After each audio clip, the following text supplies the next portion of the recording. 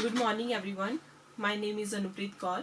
I am working as a clinical instructor at Khalsa College of Nursing. Today here I am going to present the topic carcinoma of cervix, that is cancer of the cervix. Cancer ਕੀ ਹੁੰਦਾ ਆ? Cancer ਜਦੋਂ ਜਿਹੜੇ cell abnormally grow ਕਰਨਾ start ਕਰ ਦਿੰਦੇ ਆ। ਹੁਣ cervix ਕੀ ਆ? The lower tip of the uterus.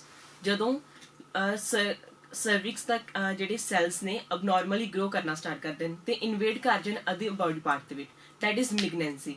ਮਿਗਨੈਂਸੀ ਉਹ ਵਰਡ ਆ ਜਦੋਂ ਜਿਹੜੇ ਟਿਊਮਰ ਸੈਲਸ ਨੇ, ਠੀਕ ਹੈ, ਉਹ ਸਪਰੈਡ ਹੋ ਜਾਣ one organ to another organ.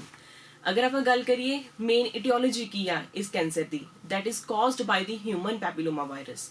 ਇਹ ਵਾਇਰਸ ਆ ਜਿਹੜਾ ਕੀ ਕਾਜ਼ ਕਰਦਾ ਹੈ cancer. Then other risk factors ਕਿਹੜੇ ਹੋ ਸਕਦੇ ਆ ਕਾਰਸਿਨੋਮਾ ਆਫ ਸਰਵਿਕਸ ਦੇ, that is who having the intercourse before the age of 16 or indulging the sexual activity before starting the puberty or having the multiple sexual partners.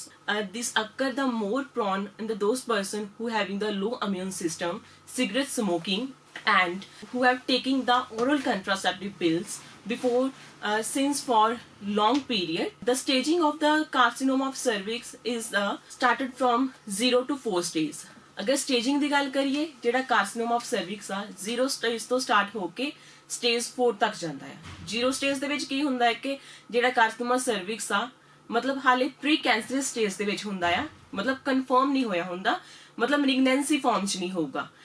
Stage 2 ਦੇ ਵਿੱਚ ਕੀ ਹੁੰਦਾ ਹੈ ਕਿ ਜਿਹੜਾ ਕਾਰਸਿਨੋਮਾ ਸਰਵਿਕਸ ਆ ਉਹ cervix ਦੇ ਉੱਪਰ ਕਨਫਾਈਨਡ ਹੋ ਜਾਂਦਾ ਆ, ਮਤਲਬ ਜਿਹੜੀ ਸੈਲਸ ਆ ਮੈਲਿਗਨੈਂਸੀ 'ਚ ਚੇਂਜ ਹੋ ਜਾਂਦੇ ਆ।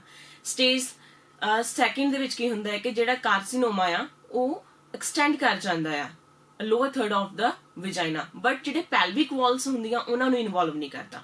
ਸਟੇਜ ਥਰਡ ਦੇ ਵਿੱਚ ਜਿਹੜਾ ਕਾਰਸਿਨੋਮਾ ਆ ਉਹਨੇ ਪੂਰੇ ਪੈਲਵਿਕ ਨੂੰ ਇਨਵੋਲਵ ਕਰ ਲੈਣਾ ਆ, ਨਾਲ ਦੀ ਨਾਲ ਉਹਨੇ ਜਿਹੜਾ ਪੂਰਾ ਵਿਜਾਈਨਾ ਆ ਉਹਨੂੰ ਵੀ ਇਨਵੋਲਵ ਕਰ ਲੈਣਾ ਆ। Stage 4 that is the last stage. ਇਹਦੇ ਵਿੱਚ ਕੀ ਹੁੰਦਾ ਹੈ ਕਿ ਜਿਹੜਾ ਕੈਂਸਰ ਆ ਉਹਨੇ ਓਵਰਆਲ ਜਿਹੜੇ ਨੀਅਰ ਐਡਜਸਟੈਂਟ ਆਰਗਨਸ ਹੁੰਦੇ ਜਿਵੇਂ ਰੈਕਟਮ ਹੋ ਗਿਆ, ਬਲੈਡਰ ਹੋ ਗਿਆ, ਉਹਨਾਂ ਨੂੰ ਇਨਵੋਲਵ ਕਰ ਲੈਣਾ ਆ। ਠੀਕ ਹੈ, ਇਹਨਾਂ ਨੂੰ ਇਹ ਫਿਰ ਕੀ ਹੋਣਾ ਕਿ ਇਹ ਜਿੰਨੀ ਵੀ ਕੈਂਸਰ ਆ ਲਿੰਫ ਨੋਡ ਜਾਂ ਫਿਰ ਬਲੱਡ ਵੈਸਲਸ ਦੇ ਥਰੂ ਪੂਰੇ ਜਿਹੜੀ ਬਾਡੀ ਆਰਗਨ ਦੇ ਵਿੱਚ ਸਪਰੈਡ ਹੋ ਸਕਦੀ ਆ। ਅਗਰ ਆਪਾਂ ਗੱਲ ਕਰੀਏ ਇਨਸੀਡੈਂਸ ਦੀ, ਓਵਰਆਲ 80% ਜਿਹੜੀਆਂ ਕੀ ਆ ਵੂਮਨਸ ਆ ਇੰਡੀਆ ਦੇ ਵਿੱਚ ਸਫਰ ਕਰਦੀਆਂ ਪਈਆਂ ਆ ਸਰਵਾਈਕਲ ਕੈਂਸਰ ਤੋਂ। ਠੀਕ ਹੈ, ਤੇ ਇਹਦੇ ਵਿੱਚ ਕੀ ਹੁੰਦਾ ਆ ਕਿ ਮੈਕਸਿਮਮ 80,000 ਡੈਥਸ ਜਿਹੜੀਆਂ ਕੀ ਆ ਰਿਕਾਰਡ ਕੀਤੀਆਂ ਗਈਆਂ ਆ ਸਰਵਾਈਕਲ ਕੈਂਸਰ ਦੀਆਂ ਪਰ ਈਅਰਲੀ। ਦੈਨ ਸਿੰਪਟਮਸ ਦੀ ਗੱਲ ਕੀਤੀ ਜਾਵੇ, ਨਾਰਮਲੀ ਜਿਹੜੀ ਕੀ ਆ ਪੇਨ ਹੋਊਗੀ, ਠੀਕ ਆ, ਆਫਟਰ ਇੰਟਰਕੋਰਸ, ਔਰ ਵਿਜਾਈਨਲ ਡਿਸਚਾਰਜ, ਅਨਯੂਜੂਅਲ ਵਿਜਾਈਨਲ ਡਿਸਚਾਰਜ ਆਊਗਾ, ਠੀਕ ਹੈ, ਵਿਜਾਈਨਲ ਬਲੀਡਿੰਗ ਹੋਊਗੀ, ਠੀਕ ਹੈ, ਪੋਸਟ ਮੈਨੋਪੌਜ਼ਲ ਵਿਜਾਈਨਲ ਬਲੀਡਿੰਗ ਆਫਟਰ ਦਾ ਇੰਟਰਕੋਰਸ, ਇਸ ਤਰ੍ਹਾਂ ਦੇ ਜਿਹੜੇ ਸਿੰਪਟਮਸ ਆ ਉਹ ਵੇਖਣ ਨੂੰ ਮਿਲਣਗੇ। ਦੈਨ ਉਹ ਤੋਂ ਬਾਅਦ ਹੋਰ ਕਿਹੜੇ ਸਿੰਪਟਮਸ ਹੋ ਸਕਦੇ ਆ, ਜਿਸ ਤਰ੍ਹਾਂ ਪੈਲਵਿਕ ਪੇਨ ਹੋ ਗਿਆ। ਇਹ ਜਿਹੜੇ ਸਿੰਪਟਮਸ ਆ ਉਦੋਂ ਰਾਈਜ਼ ਹੋਣਗੇ ਜਦੋਂ ਜਿਹੜੀ ਸਟੇਜ ਆ ਐਡਵਾਂਸ ਸਟੇਜਸ ਤੇ ਜਿਹੜੀਆਂ ਪਹੁੰਚ ਜਾਊਗੀ, ਜਿਹਦੇ ਵਿੱਚ ਅਬਨੋਰਮਲ ਵਿਜਾਈਨਲ ਡਿਸਚਾਰਜ ਆਊਗਾ, ਲੈਗ ਸਵੋਲਨ ਹੋਊਗੀ, ਫਟੀਗ, ਐਨੋਰੈਕਸੀਆ ਹੋਊਗਾ, ਲੈਕ ਆਫ ਐਪੇਟਾਈਟ ਹੋ ਸਕਦੀ ਆ, weight loss ਹੋਊਗਾ, ਕਿਡਨੀ ਫੇਲੀਅਰ ਹੋਊਗੀ, ਠੀਕ ਹੈ, ਜਾਂ ਫਿਰ ਡਿਫਿਕਲਟੀ ਇਨ ਮੈਚੂਰੇਸ਼ਨ ਐਂਡ ਡੈਫਿਕੇਸ਼ਨ। ਇਸ ਤਰ੍ਹਾਂ ਦੇ ਜਿਹੜੇ ਸਾਰੇ ਸਿੰਪਟਮਸ ਜਿਹੜੇ ਅਪੀਅਰ ਹੋਣਗੇ। ਦੈਨ ਉਸ ਤੋਂ ਬਾਅਦ ਅਗਰ ਆਪਾਂ ਗੱਲ ਕਰੀਏ lab diagnostic evaluation the, first of all physical examination. ਜਦੋਂ ਪੇਸ਼ੈਂਟ ਗਾਇਨੋਕੋਲੋਜਿਸਟ ਕੋਲ ਆਉਂਦਾ ਹੈ, ਠੀਕ ਹੈ, ਉਹ ਕੁਝ ਸਿੰਪਟਮ ਲੈ ਕੇ ਆਉਂਦਾ ਜਿਵੇਂ ਅਨਯੂਜੂਅਲ ਡਿਸਚਾਰਜ ਹੋ ਗਿਆ, ਅਬਨੋਰਮਲ ਵਿਜਾਈਨਲ ਬਲੀਡਿੰਗ ਹੋ ਗਈ। ਇਹਨਾਂ ਸਾਰੀਆਂ ਸਿੰਪਟਮਸ ਨੂੰ ਵੇਖ ਕੇ ਜਿਹੜੇ ਡਾਕਟਰ ਰეკਮੈਂਡ ਕਰਦੇ ਆ pap smear test. It's a very important test. ਇਹਦੇ ਵਿੱਚ ਕੀ ਹੁੰਦਾ ਹੈ ਕਿ ਜਿਹੜੇ ਗਾਇਨੋਕੋਲੋਜਿਸਟ ਹੁੰਦੇ ਆ ਉਹ ਇੱਕ ਤਰ੍ਹਾਂ ਦੇ ਜਿਹੜੇ ਕੀ ਆ ਫਲੂਇਡ ਸਕ੍ਰੀਸ਼ਨਸ ਲੈਂਦੇ ਆ ਸਰਵਿਕਸ ਤੋਂ, ਠੀਕ ਹੈ, ਫਿਰ ਉਹਨਾਂ ਨੂੰ ਲੈਬ ਦੇ ਵਿੱਚ ਮਤਲਬ ਫਰਦਰ ਇਨਵੈਸਟੀਗੇਸ਼ਨ ਲਈ ਭੇਜ ਦਿੱਤਾ ਜਾਂਦਾ ਹੈ।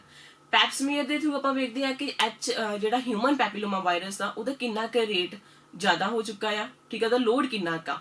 ਦੈਨ ਨਾਲ ਹੀ ਆਪਾਂ ਵੇਖਦੇ ਆ ਕਿ ਕਿੰਨੀ ਕੁ ਅਬਨੋਰਮਲ ਗਰੋਥ ਹੋ ਚੁੱਕੀ ਹੈ ਸੈਲਸ ਦੀ।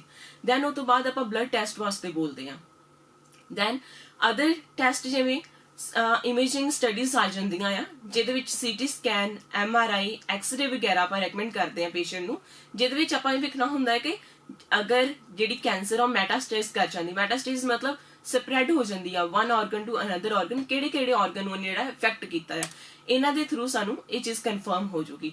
ਅਗਰ ਗੱਲ ਕੀਤੀ ਜਾਵੇ ਟ੍ਰੀਟਮੈਂਟ ਥੈਰੇਪੀਜ਼ ਦੀ, ਜਿਹਦੇ ਵਿੱਚ ਆਊਗਾ surgery, radiation therapy, cryotherapy, chemotherapy and palliative care. ਜਿਹੜੀ ਸਰਜਰੀ ਆ ਡਿਪੈਂਡ ਕਰਦਾ ਆ ਕਿ ਕਿੰਨੇ ਕੁ ਸਾਈਜ਼ ਦੇ ਵਿੱਚ ਜਿਹੜਾ ਟਿਊਮਰ ਗਰੋ ਕਰ ਚੁੱਕਿਆ ਆ, ਠੀਕ ਆ, ਤੇ ਉਹਦਾ ਜਿਹੜਾ ਰੇਟ ਆ ਕਿੰਨਾ ਕੁ ਵੱਧ ਚੁੱਕਿਆ। ਇਹਦੇ ਵਿੱਚ ਸਰਜਨ ਕੀ ਕਰਦੇ ਆ ਕਿ ਸਮਾਲ ਜਿਹੜੇ ਟਿਸ਼ੂ ਜਿੱਥੇ ਵੀ ਹੁੰਦਾ ਲੋਕਲਾਈਜ਼ਡ ਰੀਜ਼ਨ ਤੇ ਉਹਨੂੰ ਰਿਮੂਵ ਕਰ ਦਿੱਤਾ ਜਾਂਦਾ ਹੈ, ਜਿਹੜੀ ਅਬਨੋਰਮਲ ਗਰੋਥ ਹੋ ਰਹੀ ਹੁੰਦੀ ਹੈ ਸੈਲਸ ਦੀ। ਦੈਨ ਉਹ ਤੋਂ ਬਾਅਦ ਜਿੱਦਾਂ ਰੇਡੀਏਸ਼ਨ ਥੈਰੇਪੀ ਤੇ ਕੀਮੋਥੈਰੇਪੀ ਨੂੰ ਕੰਬੀਨੇਸ਼ਨ ਦੇ ਵਿੱਚ ਦਿੱਤਾ ਜਾਂਦਾ ਆ। ਕੰਬੀਨੇਸ਼ਨ ਦੇ ਵਿੱਚ ਕਿਸ ਤਰ੍ਹਾਂ, ਜਿਹੜੀ ਰੇਡੀਏਸ਼ਨ ਥੈਰੇਪੀ ਆ ਡਾਇਰੈਕਟਲੀ ਕੀ ਹੁੰਦਾ ਆ ਕਿ ਜਿਹੜੀਆਂ ਬੀਮਸ ਆ ਉਹ ਅਬਨੋਰਮਲ ਸੈਲਸ ਦੇ ਉੱਪਰ ਪਾਈਆਂ ਜਾਂਦੀਆਂ ਆ, ਜਿਹਦੇ ਨਾਲ ਜਿਹੜੇ ਸੈਲਸ ਆ ਉਹ ਸ਼ਰਿੰਕ ਹੋ ਜਾਂਦੇ ਅਬਨੋਰਮਲ ਸੈਲਸ। ਤੇ ਨਾਲ ਹੀ ਕੀਮੋਥੈਰੇਪੀ ਸਟਾਰਟ ਕਰ ਦਿੱਤੀ ਜਾਂਦੀ ਹੈ, ਜਿਹਦੇ ਨਾਲ ਕਿ ਸੈਲ ਗਰੋਥ ਇਨਹਿਬਿਟ ਹੋ ਜਾਂਦੀ ਹੈ, ਰੁਕ ਜਾਂਦੀ ਆ ਉੱਥੇ। ਉਹਦੇ ਨਾਲ ਵੀ ਜਿਹੜੇ ਕਿ ਜਲਦੀ ਜ਼ਿਆਦਾ ਚਾਂਸਸ ਹੁੰਦੇ ਪੇਸ਼ੈਂਟ ਜਲਦੀ ਰਿਕਵਰ ਕਰ ਸਕਦਾ ਆ ਸਰਵਾਈਕਲ ਕੈਂਸਰ ਤੋਂ। Then is a cryotherapy. ਇਹਦੇ ਵਿੱਚ ਕੀ ਹੁੰਦਾ ਹੈ ਕਿ ਟਿਸ਼ੂਸ ਨੂੰ ਫ੍ਰੀਜ਼ ਕਰਨ ਤੋਂ ਬਾਅਦ ਜੇ ਟਿਸ਼ੂਸ ਨੂੰ ਰਿਮੂਵ ਕਰ ਦਿੱਤਾ ਜਾਂਦਾ ਆ, that is the cryotherapy. Then ਉਹ ਤੋਂ ਬਾਅਦ the last is palliative care.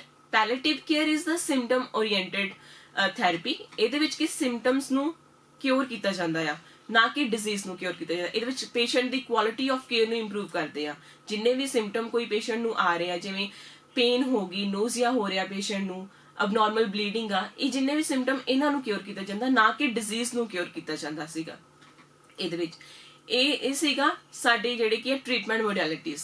ਇਹਦੀਆਂ ਕੁਝ ਇੰਸਟਰਕਸ਼ਨਸ ਨੇ, ਜਿਵੇਂ ਕਿ nowadays vaccine for the HPV virus is available, so it is recommended for the all age group of the women who are above the 21 years to 60 years। ਜਿੰਨੀਆਂ ਵੀ women's ਨਾ ਉਹਨਾਂ ਨੂੰ regular ਜਿਹੜਾ ਕੀ ਆ ਪੈਪ ਸਮੀਅਰ ਟੈਸਟ ਜਿਹੜਾ ਕਰਵਾਉਂਦੇ ਰਹਿਣਾ ਚਾਹੀਦਾ ਆ, ਠੀਕ ਆ, ਆਪਣੀ ਡੇਲੀ ਰੂਟੀਨ ਦੇ ਵਿੱਚ ਐਡ ਕਰਨਾ ਚਾਹੀਦਾ ਹੈ ਪੈਪ smear test.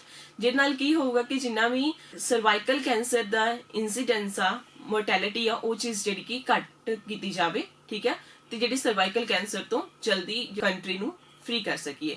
So by follow these type of instructions, so let us we together free our country from this cancer. Thank you.